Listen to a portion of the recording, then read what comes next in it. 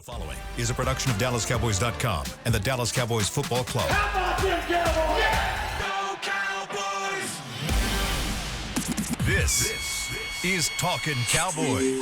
Streaming live from the Dallas Cowboys World Headquarters at the Star in Frisco. C.D. Lamb, touchdown. Parsons has sacked it. Prescott keeps it, and he bangs it in for the touchdown. And now your hosts, Isaiah Stanback, Patrick Walker, Josh Rodriguez, and Kyle Youmans. For the first time in 2025, guess what, everybody? It's a regular season edition of Talking Cowboys, presented by Black Rifle Coffee Company, live from the Star in Frisco, Texas, in the SWBC studios. Welcoming everybody. The preseason is over. It is officially Cutdown Day in the National Football League, and we got you covered here over the next hour inside the SWBC studio, alongside Josh Rodriguez with Chris Beam in the back. I'm Kyle Youmans, and for the second straight week, we also have special guest Nick Harris joining the show.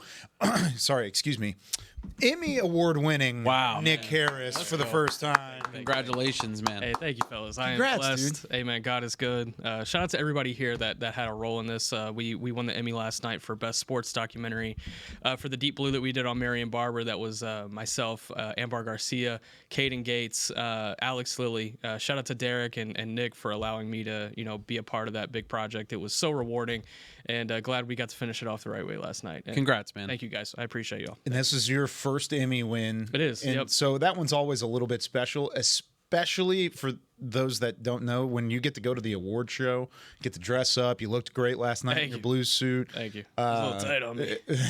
Man, too. let me tell you, we got to get in that gym. And you know the great thing about Schottenheimer having afternoon availability this year? Morning gym is happening. Gym I like Morning it. gym, I let's like get it. Unless you're on Talking Cowboys, and then you got Exactly. you got work to do. But no, I was super happy for you last night. We were watching from home, and I was happy that you were in the building for it. Because when you win your first one, being in the building is the best part, because you get to celebrate with all the people there, and you get to have some fun, make your little speech. You did a great job on the speech, too, talking about awareness around you and ask other people if they're doing okay and that sort of thing. So it really did resonate with the whole mindset around the documentary, which is phenomenal, by the way, and available on YouTube and the Dallas Cowboys Now app, too. And DallasCowboys.com. And DallasCowboys.com. If everybody listening has one person in their life, friend or family member that you haven't talked to in a long time, and whether y'all had beef or you didn't have beef, whatever, y'all just kind of fell out, whatever it is, reach out to that person. That person's on your mind, do it. One of you might just save a life. So absolutely. Congrats, Nick. Thanks, guys. Really well earned, and Josh is on his way with the Wall 2.0 documentary that they made this. Yeah, we're gonna be rubbing that head next year, man. It's gonna be good times. Yeah, man, I'm very excited about that. It's out. It's doing really well. 50,000 views on YouTube right now? 50,000 views so far. unbelievable. And it just goes to show how much those people love those guys in particular. And I know a lot of the comments are like, these guys didn't win anything, you know what I mean? But it's like they won a lot of games. Yeah, they did their part. And, are we supposed to not acknowledge, Cowboys that have done great for the organization? Like just guys that you should be modeling your game after. So, and same goes for Marion Barber too. It's a guy that people love and respect and had a lot of admiration for. So to shine a light on those guys, we haven't won a Super Bowl in 30 years. So you have these stories that still need to be told regardless. Absolutely. And we also got to mention he's not here today. He's on Good Morning Football because he's big time and he's doing stuff. But Isaiah won Shout out to our guy, two Emmys last night. He cleaned up on both of his categories and got them both, the in-studio and in-game analyst. I mean, he's literally the best analyst in the game right now, and he's on our podcast. Putting DallasCowboys.com on his back. Yeah, he was carrying it yesterday. But no, lots of fun at the Emmys. Congratulations to all those on the team who won. We've got some work to get back to, though, and that's what it really is about. It's the regular season, baby. It is the regular season. We're Cowboys starting up, man. Finished their preseason at 1-2. They got a win to end it out, 31-13, the final score over the Atlanta Falcons. Before we get into roster cutdown day, that's coming up very quickly in the show, and we've got plenty to talk about there. What were your initial reactions, Josh, to the game on Friday and the step forward that it seemingly took from the Cowboys side? It was the first time, because Brian Schottenheimer's been preaching physicality since he took over. This is the first time I've seen the Dallas Cowboys be a physical team, more physical than the opposing team since the Bucs game last year. And that was like in the twilight of last season when things were looking up and it's like, all right, you got a chance. And then they had a great game against Tampa Bay. And then it all came crashing down after that when you realized that your depth just wasn't there. And you've kind of seen that same thing, like this team has felt kind of broken in a lot of ways since the Green Bay playoff loss. And you just kind of see a sluggishness at times. You did not see that on Friday. It's such a weird game to have on a Friday night, but It was weird. But it is amazing to see a team that is actually doing what Coach Schottenheimer's talking about, has been preaching about. Granted, you're going up against third strings, second strings. I don't care, man. It's just nice to see the Dallas Cowboys being physical. Yeah, absolutely. I agree with you, and especially in the trenches. I think there were some really good things to pull away from there, just because there have been a little lapses, especially with like young guys. But I think overall it was really good to see, some of those young guys come alive, whether that be like a Ajini Cornelius or, even looking deeper into the depth. James Houston on the defensive side of the ball, which we're going to talk about Cutdown Day here in a minute. That's going to be a fascinating conversation. Be an interesting one. But it was really good to see those things, and then the receiver battle, that last spot at receiver, it was really interesting to see Jalen Brooks and Ryan Flanoy have the nights that they did, because man, that's going to be, if it were me, and when I did my 53-man projection yesterday, that was probably the second hardest decision I had to make was between one of those guys. So really fascinating stuff on Friday night, and it was good to see this team finally get a win under their belt. It was, you could tell in the locker room afterwards, Brian Schottenheimer saying, this is what winning should feel like. They had a little celebration. It was a preseason win, but it was He pulled a money ball? Is that what you're saying? It kind of. That's what winning feels like. That's what it should feel like. The whole scenario felt like it was a practice for how they are going to win in the future. When they went in the locker room, they're like, we're going to establish this now. I'm a first-year head coach. I want to make it feel like it's a party in the locker room, even if it's a preseason game, because that's what it should feel like. Winning should feel good, and that clips on Dallas Cowboys social channels now. But I did like that. I liked some of the individual performances we had. Perrion Winfrey, I thought, had a great game. He was great on the interior for the majority of the 4 quarters. I thought the first half, the run defense was very impressive. They allowed just 1.6 yards per carry through the first 2 quarters, 10 carries for 16 yards on the, or I think it was, I don't even know if that's the math. Is that the right math? 16 yards? Yeah, 1.6. Yeah, okay. So 10 carries for 16 yards. Good stuff, man. Yeah, I know, Matt. It's early. 3 + 4. Yeah, I'm bad at multiplying. Actually, I've got triplets. But anyways, the conversation. Yeah, you're right. The conversation then turns to the backup quarterback scenario. Did Joe Milton play well enough for you to have any sort of hope going forward? I don't think it changes much for me in that whole conversation, but. Did it change anything for you the way he played on Friday? I will say, I think some optimism that you can pull out of that is I think they figured out how to get him off to a good start. Yes. And if Joe Milton has a good start, then you start to see the consistency build up a little bit. I think you talked to him after the game in the locker room during those 2 losses where he had rough starts. He always mentions it. It's like, rough start. And then Schottenheimer was like, yeah, wish we didn't have the rough start. And so you really like those good first quarters out of guys.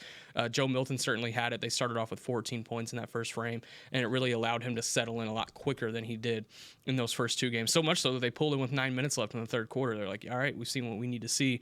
But I liked how he used his legs, that 4th and 1 read option scamper where he was able to get away, and Princeton Fant was leading the way downfield, very physically leading the way downfield.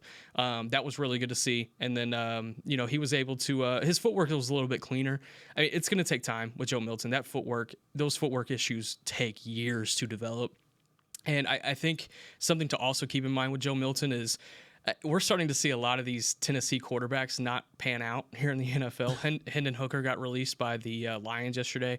And, I'm not going to sit here and say that, like, the system is bad going into the league. But I think one thing to keep in mind is maybe Joe Milton didn't get the development at the college level that some of these other guys have had. And so, if they are able to do that within this year and Dak Prescott can stay healthy for 17 games, then I really do think Joe Milton this time next year could be ready to step into that backup role with optimism. As of right now, I still don't have a lot of optimism. If he needed to play a 3-4 game stretch this year, you would really be holding your breath as a Cowboys fan. Yeah. But I think if he can sit and learn and Prescott can stay healthy this year, then it's going to be beneficial for this team. Absolutely. I know you're talking about getting him off to a good start. Let's hope he doesn't have any starts this season. let's just start there. 17 for 17. God baby. willing, and Make it happen. And all the respect in the world to him, because I thought he had a great game. I thought he was playing comfortably. It was very much like, I mean, he didn't light up the scoreboard or anything. I'm not trying to say excellent game. Yeah. It was 10 for 18 or whatever. But I just mean it looked like he was playing football and not the mind games that he's been playing with for the last 2 weeks. Like, it just felt like he was comfortable playing football. And case in point was that very first drive where we go down the field and he just kind of scampers in for a quick touchdown. It was not about him going through every single read. It was like, okay, this read is not there. I'm just going to take the easy win. I'm going to get the score. It felt like that throughout the game, where he was just making not conservative decisions, but the right decision. Yeah, I hope this is the last conversation we have on Joe Milton in a long time because of that. Because it's Dak all the way through the regular season. Why don't we just talk about how he's doing? How he's doing, man? I mean, we could ask him how he's doing. Yeah. Just like check up on him and make sure he's good. But I hope this is the last backup quarterback conversation we have. I hope so, it's too. been the entire preseason. I know people are out there tired of it. We have to talk about it, though, kind of like what we outlined in the last show, is because it has been a topic of conversation these last couple of years. Hopefully after this, it's over. Yeah, we're good. Dak is doing his thing. He's playing. This is his offense, his team. Let's go. I would say if a year like 2023 for Dak Prescott were to happen again, Sure. that would be so great for Joe Milton for multiple reasons, not only in the sense that he doesn't have to start a game, but you think about all those fourth quarters that Cooper Rush had to play that year. If Joe Milton can just get in games, get reps, get snaps, I mean, that would be huge for him too. But I'm with you, Kyle. Well, and it's funny you say it that way. I thought one of the best things that could have happened in the preseason this year for Will Grier was Joe Milton to play well. Because if you think about it, everybody's like, oh, Will Grier was in a competition for that QB2 battle.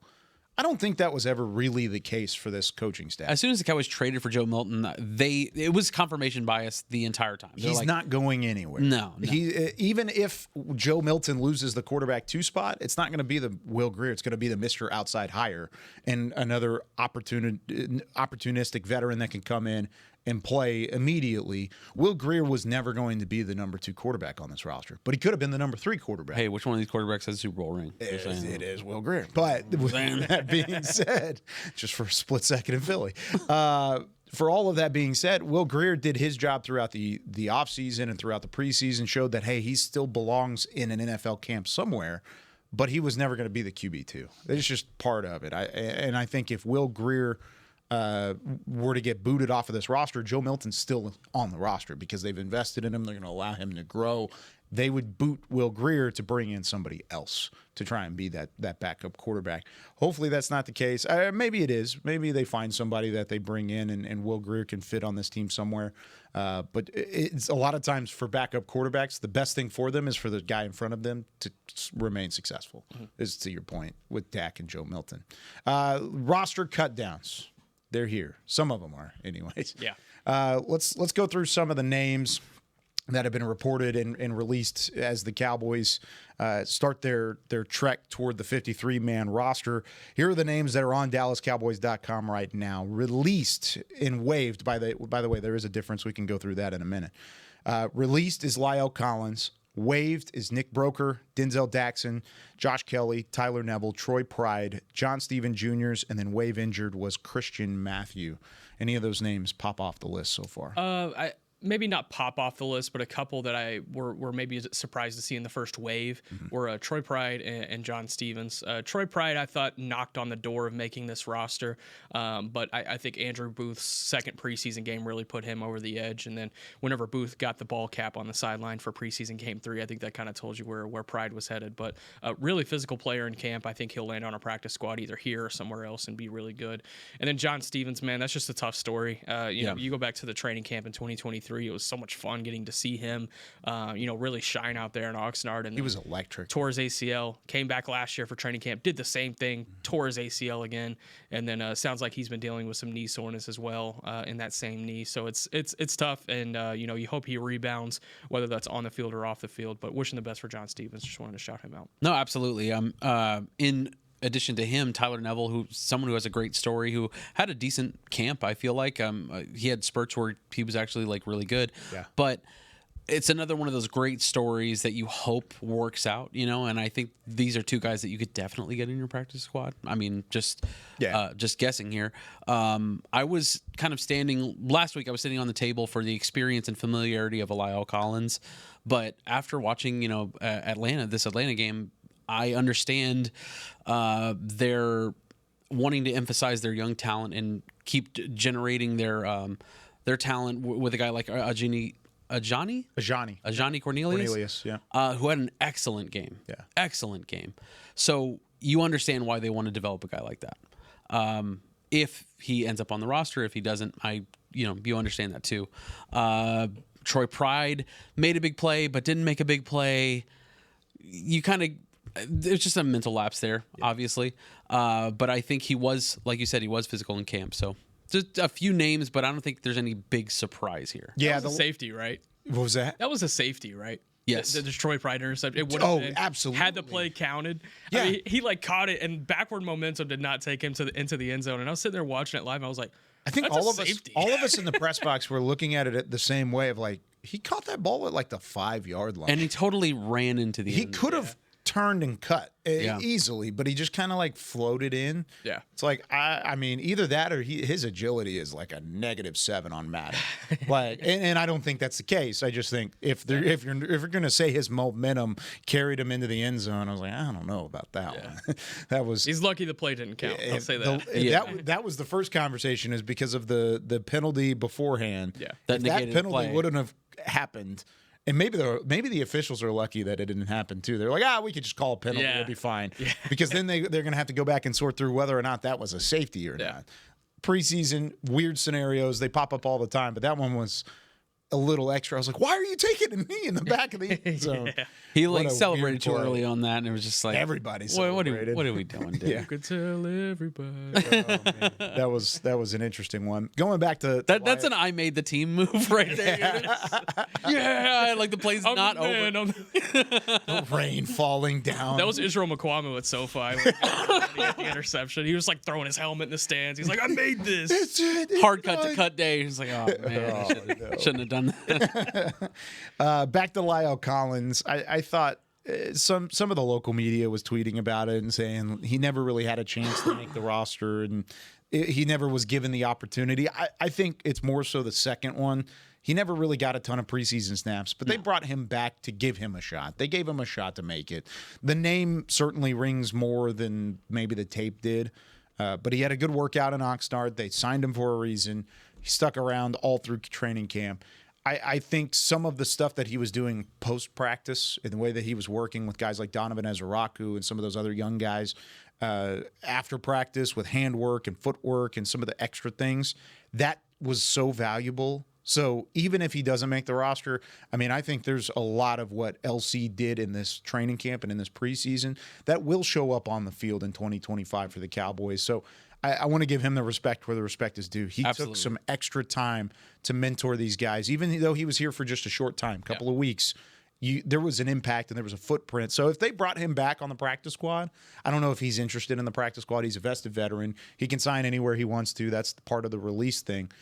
If they do sign him to the practice squad, that's a good thing for this team. And I think with as little as you saw him out and practice and taking snaps, that's kind of why I was like, oh, okay, well, they're leaning on his experience in this matter. And you don't necessarily need to see him out on in preseason or anything like that. But it mostly meant I wonder if they didn't need him out there. Yeah. I wonder if coaching's in his future. You think he would want to go that direction? That's he certainly showed that he can do that at this camp. So if his career, it was an interview of different sorts, you're saying? Yeah, maybe so. Possibly. Maybe so. I can definitely see him here. When we come back, what are some of the other roster cuts that could be on the horizon?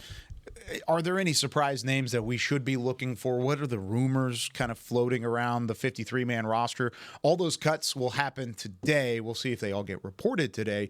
But either way, let's try and look through the magnifying glass and see what else could be coming from the Cowboys' 53-man roster cutdown. And then later in the show, let's talk about whether or not Trey Hendrickson's deal with Cincinnati, one of the top edge rushers in football, gets a pay raise. What does that mean for Micah Parsons, if anything? When we come back with more Talking Cowboys. AT&T has a new guarantee because most things in life are not guaranteed, like getting through self-checkout by yourself. Warning, each item must be placed in the bagging area. Not guaranteed. Place item in the bagging area. Place item in the bagging area. You know what AT&T guarantees? Connectivity you depend on, deals you want, and service you deserve. Or we make it right. Terms and conditions apply. Visit att.com/guarantee for details. AT&T. Connecting changes everything. Every day begins with a promise to work hard and to build a future. That's why we're here, providing the tools, expertise, and John Deere equipment you have relied on for generations to help you get the job done right. We're with you. That's our promise to you, because no matter the project or the challenge you're facing, we're with you. We're united. If you're looking for fresh American roasted coffee that gives back, you need to head to your local grocery store and pick up a bag of Black Rifle coffee. That's right, America's coffee is now available in the coffee aisle of a grocery store near you. Black Rifle Coffee Company is veteran-founded with a mission to give back to those brave men and women who have served our nation. Every bag, box, or can you purchase helps support that mission. Head to your local grocery store and roast yourself some Black Rifle coffee today. As America's leading business lender, Bank of America is on your corner and in your corner. With over $9 billion in business loans and more than 140 business specialists right here in North Texas, we help businesses thrive so communities prosper. What would you like the power to do? Learn more at bankofamerica.com/local business. Bank of America, official bank of FIFA Club World Cup 2025. Copyright 2025 Bank of America Corporation, all rights reserved. Back to Talkin' Cowboys. Back here on Talking Cowboys, presented by Black Rifle Coffee Company. This portion of the show is brought to you by Invisalign, the official smile of the Dallas Cowboys. Alongside Nick Harris, Josh Rodriguez, with Chris Beam in the back. I'm Kyle Youmans. Isaiah out today. Patrick out today. Patrick will be back tomorrow. Yes, he will. He will be back tomorrow. Tomorrow starts like the regular podcast schedule. Granted, we're getting started early. This is our time. Yeah, this is our slot. So. This is our slot. This is how we do it. Just go ahead and set your alarm, 9 a.m. Get up, get your coffee, your Black Rifle, and let's get this. Let's go, dude. But we're no longer the first podcast of the day. Did you know that? I know. I kind of hate it. Why? Because I liked being the first podcast of the day. I liked after like a Monday win, we're the ones that get to throw the party ladies after the first, win. Man. Ladies first. But yeah, ladies first. It's fine. It's fine. Girls talk, boys talk at 8 a.m. I love it for them. I hate it for us. Like, I just wish we were the first one. That's my opinion. You like being here early? Yeah. Yeah. Yeah. I like being here early and be able to like set up in the room, you know, at like 9:02. Exactly. That's funny, Josh, right there. That's funny. If it was 8 o'clock, if it was 8 o'clock, it'd be I like like to be here. 8:12. Like, yeah, I'm here at 8:15 every day. No later than that. You know, like if you're not 45 minutes early, you're late, right? Yeah. He's like, I like taking my time to set up. Shut up. 9:05. He's like, I'm just taking my time. Yeah, I think the funniest thing about the schedule was yesterday when I'm going to pull back the curtain a little bit. Yeah, I love it when we do that. All right, so we're in here, and Josh and I kind of know the schedule. We really do. But Fasika, I don't think she looked at the schedule. Not at all. There is not a chance she looked at the schedule. So what did she? She gets say? our podcast up on the air, by the way. Yeah, she puts us up in the air. And what did she say to us yesterday? She goes, "Girls Talk is at 8 o'clock." Genuinely, no clue. No idea. She's like, "Girls Talk's at 8?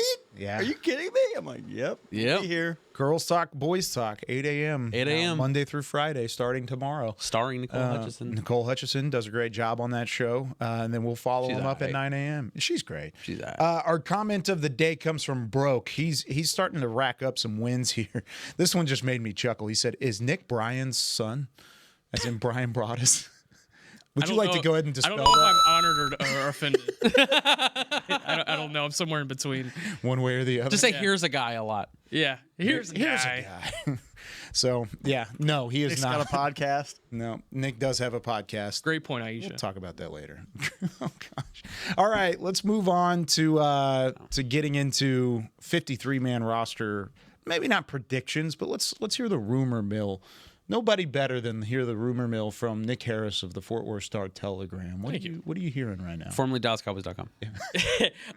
Yes, very, very gotta put that in important. I think there's going to be some interesting guys on this roster today. I released a 53-man projection yesterday on the Fort Worth Star-Telegram, and I think there's already a couple that I think are going to be wrong.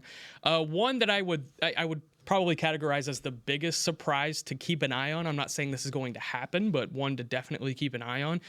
This team really likes Ernest Brown. So Ernest Brown is certainly one to keep an eye on as far as like that defensive interior spot.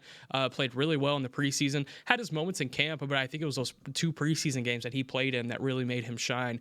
Who does that push out? Probably a guy like Perion Winfrey. I was going to say it's either or, right? Tough. I think it would be an either or in that situation. I don't think you can risk putting Jay Toya on waivers. I don't think he would clear them. Mozzie Smith is going to be on this team. Yep. I think it came close. I'll say that it came close. But he is on this team. But yeah, I would keep an eye on Ernest Brown, the Denton Ryan product, if I will. Go Raiders. Yeah. Understandable why you wouldn't put Jay Toya on waivers, only because his traits are something that you don't have on this team. You don't have a guy of that size. Trash can of dirt. I love it, man. Yeah. Give it to me every time. But Ernest Brown is a surprise to me. I don't think that at least to me, eye test, I don't think he made as many plays as Perion Winfrey did. He didn't pop off the page, but you think about the possibility of tell me why, Kyle. It's the youth of Ernest Brown. You've got a couple years under Perion Winfrey, and they've seen what Winfrey can do in an NFL setting before, and they're going to rely a lot on that film that he had in Cleveland and then he had coming out of Oklahoma.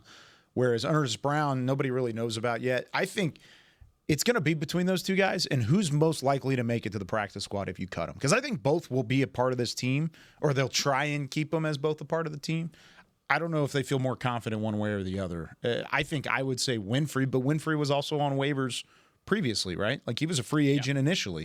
He wasn't playing in the league, so maybe they can sneak him to the practice squad if that's the case. But I think overall there's still would you choose Winfrey? I would choose Winfrey. I think I would too. I would trust this team in this front office for picking their UFL guys. They're guys from the developmental leagues. I mean, I think they have a good eye for it. They've picked out a lot of really good guys. I mean, look at Cavante Turpin. He was coming from the UFL.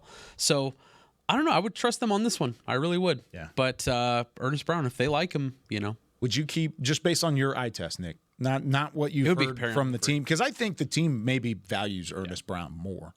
But I think from an eye test standpoint, I would choose Winfrey. Winfrey for sure. Yeah. So, and that doesn't change anything ahead of them. It's still going to be Solomon, Osa, Mozzie. And you're telling me you don't think you could get Ernest Brown past waivers? I think you could. What are we doing? The only reason you couldn't is because of it's a rookie and teams are like, oh, they liked him a lot. Yeah. Let's pluck him. Yeah.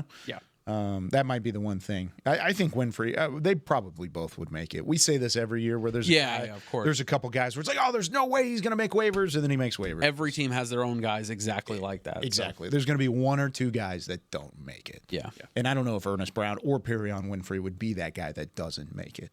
Do you want to stay on defense or you want to go back to offense? As far as surprises go, we're going to stay there. Yeah. Okay. I don't know if this is necessarily a surprise anymore. We talked about it a little bit. I think Andrew Booth is safely on this roster, which it's both an indictment and non-surprise. Your silence speaks volumes there, Nick Harris. The biggest question that I think this team will have to answer in these decision-making process is who do they take for the last couple of cornerback spots? So your safe guys, Trayvon Diggs, he's going to be on the roster. He passes physical on Sunday. Deron Bland, Kyer Elam, and Andrew Booth. So those last two spots, you basically have Zion Childress, Israel Mukwamu, Keemon Hall. Yeah. You can take two of them, I would assume. Probably, I think you need to roll into the season with 6 corners with the idea that Trayvon is most likely not going to play in week 1. I mean, you could roll in with 5 and then elevate one from the practice squad. That's certainly a possibility as well. But that's something to keep in mind. Also, keep in mind Kalen Carson, too. So if I lose you guys here, please feel free to stop me and get in between. So there are 2 guys that there are two guys that this team can put on IR to start the season. So it used to be the guys had to sit on the 53-man roster for 24 hours, and then you could put them on IR. Yep. Now you can designate two of those guys just from the beginning, so they don't have to sit on the 53-man roster. But if you have a third guy, they would have to sit. They have three candidates right now: Jonathan Mingo, now Phil Maffa, and Kalen Carson. So which of those three guys do you actually put on the roster to sit for 24 hours before putting on IR? That's going to be the question. That's the roster gymnastics that you have to play with this ordeal. That's when you cut a guy like Trent Sig or CJ Goodwin and you just have a handshake deal like, hey, we'll sign you tomorrow, buddy. I always wonder if like any of those ever gone wrong before. I've been curious. Not here. Not here. I'm just curious if it's ever happened. I wonder if we'll sign you tomorrow. Wink. And then he goes to Baltimore or something like. But yeah, I would keep your eye on something like that. If Trent Sig goes to Baltimore tomorrow, go ahead, buddy. You got me. Hands up, or you got me. My bad. I think there are three guys to keep an eye on when it comes to those that kind of situation. Will Greer, because he's a vested veteran. Trent Sig, and then CJ Goodwin. Those are those three guys I would keep an eye on. As far as if they're not on the 53-man roster today, don't lose your mind. They will probably be on before the season starts. Is it Hakeem Adeniji? So Hakeem Adeniji is another fascinating conversation because the last offensive line spot is basically down to him and Ajani Cornelius. Yeah. Hakeem Adeniji would not have to clear waivers because he has more than 4 accrued seasons. Ajani Cornelius is a rookie. He would have to clear waivers. That's a big determining factor in a lot of these things. I would expect Ajani Cornelius to be on this roster, Adeniji to get cut, for him to come back to the practice squad, and then he'll probably be the first guy up whenever an injury happens on the offensive line. They really liked what Adeniji did in camp. It's just that's the roster gymnastics you have to play sometimes. But it's a fascinating ordeal. Also, something to keep in mind: you can only keep 6 veterans on the practice squad, and there's a lot of candidates on this team. You talk about Darius Harris, Buddy Johnson, and Hakeem Adeniji. We talked about one earlier, Lyle Collins. If he were to possibly make it back, I don't think he does, but there's a lot of candidates that fit into that category on this team, but they can only keep 6 of them. So something to keep in mind. Miles Sanders. Yeah, Miles Sanders could be. I think he makes this roster. I think so too. Let's flip to the running back position here because that's an interesting case in its own right. Who would you pick as your 3? My 3 would be Deuce. No, sorry. Keep the electrifying going. I mean, he had a great game, man. He really did. He saw my cuts last week, and then like you see him ball out on. He did play in the third. Yeah, just amazing. So I would have to keep Javonte Williams is your starter for sure. Jaden Blue, and if so, do we know Phil Moffitt's situation currently? Is he going to IR? He's going to go on IR to start the year. Then it's Hunter Lipke and Miles Sanders. Yeah. I guess you have to. Yeah. The Maffa to IR. If Maffa was in question, if he wasn't in question at all, it would be Maffa over Miles Sanders for me. Isn't it kind of interesting? I see there are a lot of people that think that way. I said it last week on Talkin. I don't see a spot where Phil Maffa's on this team and Miles Sanders is not. I just don't see that. That's fair. But they don't want to get rid of him, so that's where IR comes in. Yeah, it's a nice little stashing ground for Phil Maffa, where if you need him later in the year, you can pick him up at really any point. Were you coughing? I did not. IR. No, I would clone Hunter Lipke 4 times. My running backs, at least you're consistent. If it were me and Phil Maffa was healthy, I would go Javonte, Jaden Blue, Phil Maffa, Hunter Lipke. In the sense that Maffa's not healthy, put in Miles Sanders. I also really like what Malik Davis did in camp. I hope he finds a spot somewhere in the league. If it's not on this team, somewhere else. Guy can go from the couch to the game in like 4 days. It's insane. And ran for 63 yards. He was great. Yeah. It was really cool to see. But I think that's probably what this running back situation looks like. That's a tough running back room. I want to take our second break here. Before I do, did you guys see Ben DiNucci is doing college football color analyst work for CBS Sports? He's doing Bucknell and Air Force this How weekend. sick is that? Good for him. Yeah. He got cut, had a viral tweet that was honestly hilarious where he said, there's nothing that quite hits like the 7th I've gotten cut by the NFL airport beer. Yeah. And he just had a picture of the beer in whatever airport, might have been the Atlanta airport that he was in. But I saw Ben DiNucci down on the sideline pregame and said hi. He was in good spirits and threw a pick on his first pass attempt. It was unfortunate. But still, I'm happy for him to land in a booth. I think he'd be a great color analyst. Great Ben I think DiNucci. he'd be awesome. He's got a good hat company. He does have a good. He's doing all right. Yeah, he'll be fine. Yeah. He's going to make some money with CBS. He'll be fine. Say his football career went upside down. No. Hey. Sorry. I'll be here all week. For those that don't get it, it's a hat trick. You won't. Actually won't. This is his appearance. All right, we're going to take a break here on Talking Cowboys. When we come back, Trey Hendrickson's deal has been signed and maneuvered. Does that mean anything for Micah Parsons? Right after this. AT&T has a new guarantee because most things in life are not guaranteed, like getting through self-checkout by yourself. Warning, each item must be placed in the bagging area. Not guaranteed. Place item in the bagging area. Place item in the bagging area. You know what AT&T guarantees? Connectivity you depend on, deals you want, and service you deserve. Or we make it right. Terms and conditions apply. Visit att.com/guarantee for details. AT&T. Connecting changes everything. If you're looking for fresh American roasted coffee that gives back, you need to head to your local grocery store and pick up a bag of Black Rifle coffee. That's right, America's coffee is now available in the coffee aisle of a grocery store near you. Black Rifle Coffee Company is veteran-founded with a mission to give back to those brave men and women who have served our nation. Every bag, box, or can you purchase helps support that mission. Head to your local grocery store and roast yourself some Black Rifle coffee today. Welcome back into Dear Doctor, the show where I answer life's questions with an ice-cold can of Dr. Pepper. Sheila, let's hear from our next caller, would you? Dear Doctor, my friend supported me during a tough time, but what's the right gift that says, thanks for being a shoulder to cry on? Okay, this one's easy. I say give her a delicious Dr. Pepper.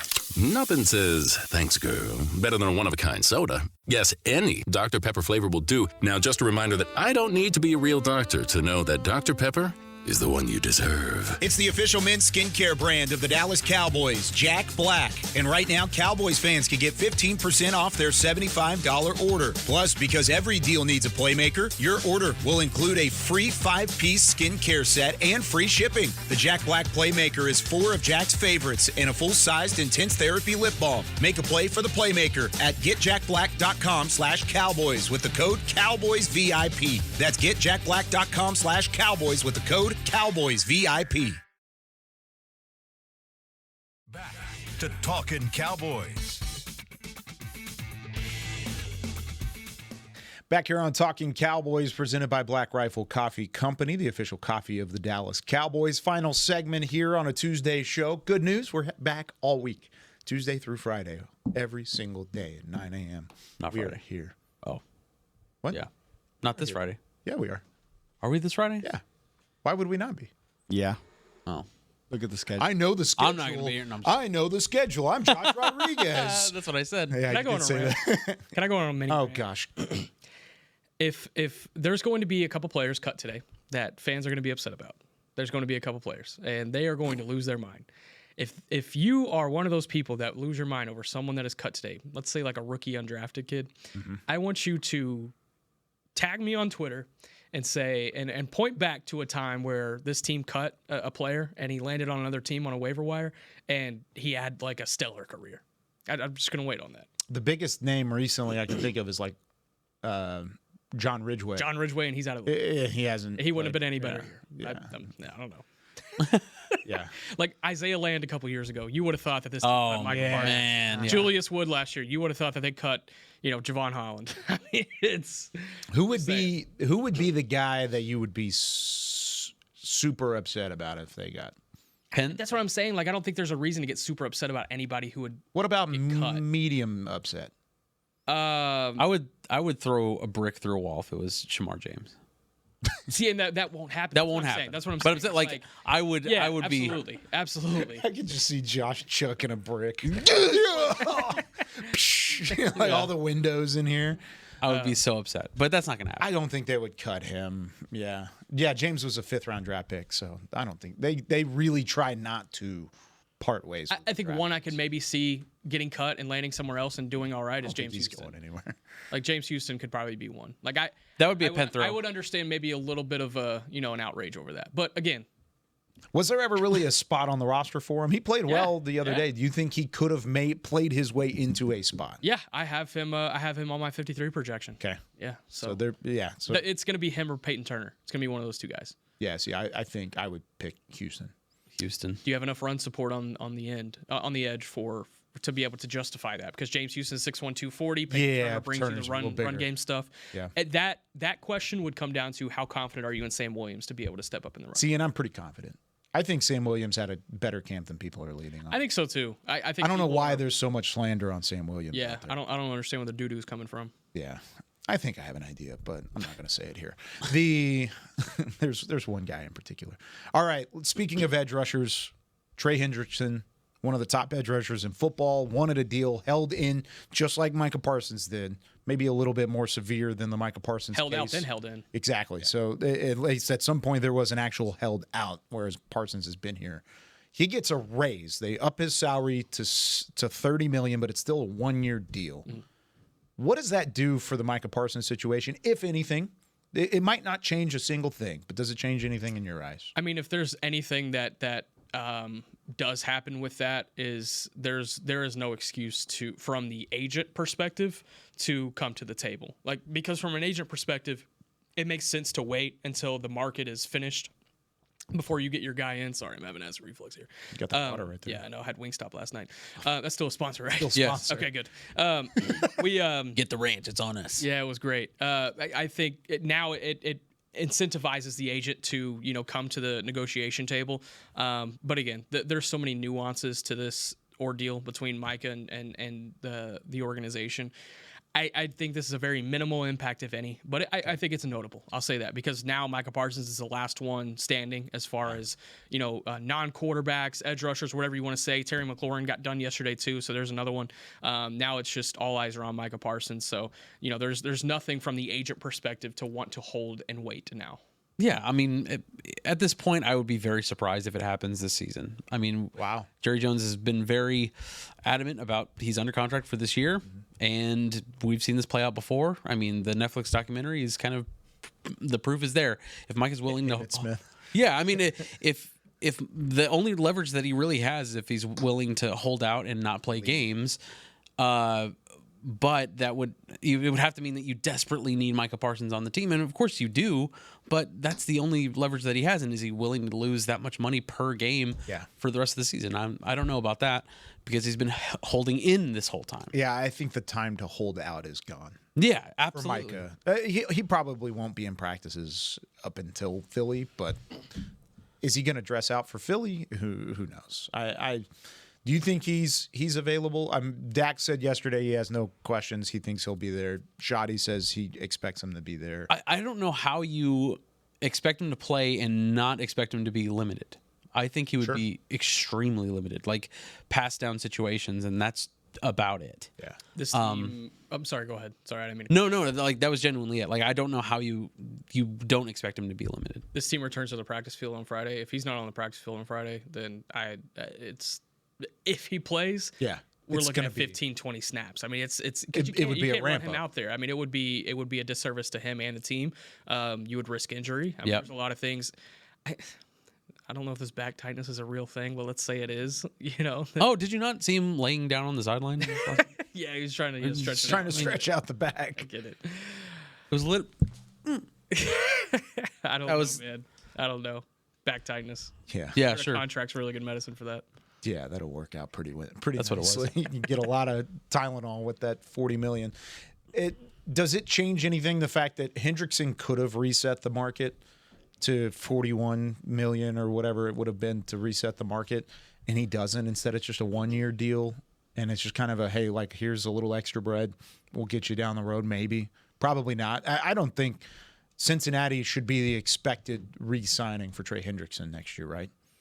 Just with it being a 1-year deal. Kind of seems like, hey, here you go. Here's a little extra cash, and then we're good with you after 25. Yeah, they were like, we had so much fun doing this. We're going to do it again next year. Yeah. Got a lot of headlines out of it, buddy. Cincinnati, I would put them number one in the league, including this organization in that conversation. I'd put Cincinnati number one in the league when it comes to just not figuring out how to do contracts right. I mean, it is unreal. How much they have stuttered Burrow through things like that. Yeah. Burrow was smooth. Quick, it was Chase, Higgins. Oh my God, Higgins. Shamar Stewart, their first round draft pick. I mean, so many different things. But all in all, I don't think the Hendrickson thing really causes a domino effect, really, for Micah Parsons. I think that is a unique situation to its own. Yeah. Cowboys are not on anybody's timeline, man. No, other than one person. Yeah. And his name is Jerry Jones. And in this case, in this scenario, I hope he's out there Friday. By the way, you had a great interview with him on pregame. Thank you. The other day. Yeah, really enjoyed that. He was good. He gave us, I mean, again, peeking back the curtain, talking about Micah in that scenario is not always on the table. They really don't like it when you talk about contract stuff unless they want to be asked about it. Usually I try and stay away from that stuff on that. Well, and he already talked specific about it all broadcast. week, basically. He had talked about it with Michael Irvin and with Stephen A. Smith, and so it was already kind of out there. But I did ask. He could have completed the trifecta with Kyle Youmans, though. He could have. Yeah, I'm on the same level, of course. The question I asked him, though, to kind of lead in that one direction was, has it been tough to evaluate this year? Yeah. Has it been tough? And he talked about availability and ability. He said, of course, you value ability number one, but availability is number two. Yeah. And I thought it kind of pointed at Trayvon more than it pointed at Micah. It pointed at both guys there. But I think Trayvon answered a lot of questions, and I got to give him a lot of credit. Whenever they passed the physical this past week, that's a huge step for him. Absolutely. Huge step. Not that it was anything that was surprised on his camp. His camp knew the entire time where he was, what he was doing. I don't know if this camp necessarily knew about it. I don't know if the Cowboys were necessarily that on top of the Trayvon situation. But had he been in the facility earlier, probably would have been. And, who knows if he would have been ready for week one, definitely, had he been doing that. But he took accountability for it, and he said he had a great locker room interview yesterday where he's talking to the media, and I think he was taking accountability for it, and he had mentioned that, the decision was his own, and he understands why the business decision had to be made on top of that. So, I mean, there was a lot of accountability there that I was not expecting from Trayvon Diggs yesterday. I'm happy that he's going to be at least on the 53-man roster and have a chance to play week one. Again, kind of like the Micah thing, if he's not out there Friday, and maybe he is out there, he probably will be out there Friday, but how much is he going to actually play in week one? Probably limited snaps, but at least he's available if available. I wonder if we get a practice report on Friday. No, we won't. We'll get it Sunday. We'll get it Sunday. Yeah. It'll be the first one of the season. Yeah. So. All those days get mixed up with the game being on Thursday, which means later in the week here on Talking Cowboys, we're going to preview some Eagles. Man. Coming up. Woo! I can't believe we're here, man. We fast. have made it very quickly. Nick, again, congratulations on your Emmy win last night. Congratulations on all the success over at Fort Worth Star-Telegram. Be sure to follow Nick if you haven't already. He's a good friend of the show, and I guarantee this won't be the last time you'll see him. First and foremost, check out DallasCowboys.com, and then you can go to and then you can go to Fort Worth Star-Telegram. Once you're done reading all of our stuff, watching all of our stuff, you can go watch his stuff and a new podcast. If you want to go ahead and plug that, what was it? Cross Chop? I appreciate it. I'll let you plug it. Thank you. That's it, right? Thank you. Yes, it is. Yeah, with John Owning, Caden Gates, former Cowboys.com producer. Yep. Also on that show. So I want to give him some love. Nick, thanks so much. Thanks, guys. Appreciate Josh it. Rodriguez, we'll see you tomorrow. How about that? Bye. Tommy Arish will join the show. So will Patrick Walker. We'll be all back in the building tomorrow, and we'll start looking ahead toward week one. Plus, we'll clean up whatever else we learn about the 53-man roster moves that will happen today, NFL Cutdown Day in Dallas. For Chris Beam, for Josh Rodriguez, for Nick Harris, I'm Kyle Youmans saying so long from Talking Cowboys. We'll see you tomorrow, 9 a.m. This has been a production of Dallas.